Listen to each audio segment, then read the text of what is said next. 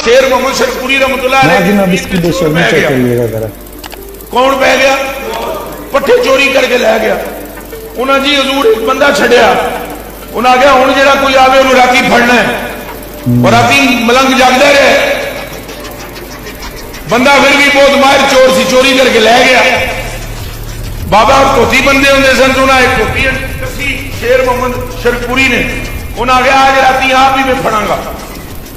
بابا آیا چور میں پٹھے وڈے چور جان لگا بابے نے پھڑ لیا بابے اگر گل سن کون ہے کی نام ہے تیرا اس نے کہا محمد جب اس نے یہ کہا نا ریزی اے بڑے آمد اگر میرے تکو سارے جب اس نے کہا میرا نام محمد ہے تو بابا کھلوتے ہیں اے ہی دیکھ کے نہ پہلے اس نے کہا سرکار یہ پٹھے ہی آپ کے نہیں کائنات ہی آپ کے لیے ہے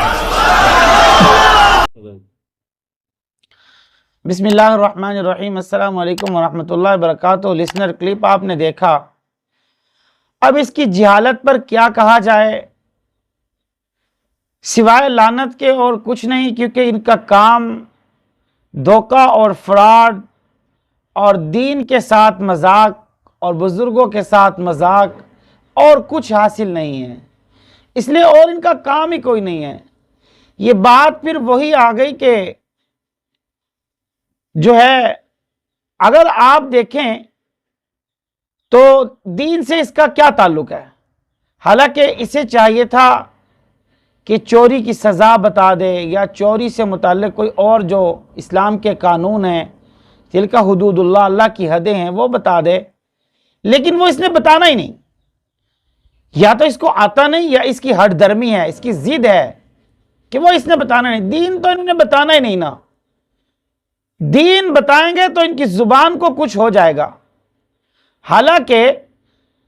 آپ اگر دین اسلام کو دیکھیں تو وہ بہت پیارا سبق دیتا ہے نبی کریم صلی اللہ علیہ وسلم نے خود ارشاد فرمایا کہ جو چوری کرتا ہے اس کے ہاتھ کو کاٹ دو تو کسی نے آپ سے سوال کیا گیا کہ اگر چوری کرنے والا کوئی بھی ہو پھر بھی اس کا ہاتھ کاٹ دو تو آپ صلی اللہ علیہ وسلم نے ارشاد فرمایا ہاں اگر میری بیٹی فاطمہ بھی چوری کرے گی تو اس کا ہاتھ بھی کٹ جائے گا اور یہاں یہ چور کو چھوڑ رہا ہے کہتا ہے پوری کائنات بھی معذاللہ تیری ہے پوری کائنات تیری ہے تو پٹھے کیا سب کچھ لے جا یہ تو پھر وہی بات ہوگی نا آپ نے وہ واقعہ سنا ہوگا اکثر ہم نے بھی سنا آپ نے بھی سنا ہوگا وہ ایک بندہ مسجد سے پنکھے اتارا کرتا تھا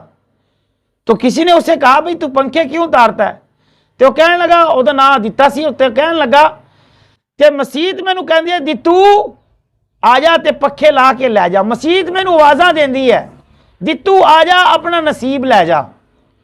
تو میرے دوستو دیکھا جائے تو کیا دین کے ساتھ اس کا تعلق ہے اس واقعے سے کیا ملتا ہے ان کو کیا سبق ملتا ہے ٹھیک ہے لیکن مسئلہ یہ ہے کہ کچھ دین تو بتاؤ کم از کم دین میں کیا ہے چوری کا وہ بتاؤ لوگوں کو کیا سبق ملا کچھ بھی نہیں سوائے تمہاری بک بک کے بکواس کے اور فضول باتوں کے کچھ حاصل ہو رہا ہے کچھ نہیں ہو رہا دین اوریجنل بتاؤ تو سمجھ میں آتا ہے نا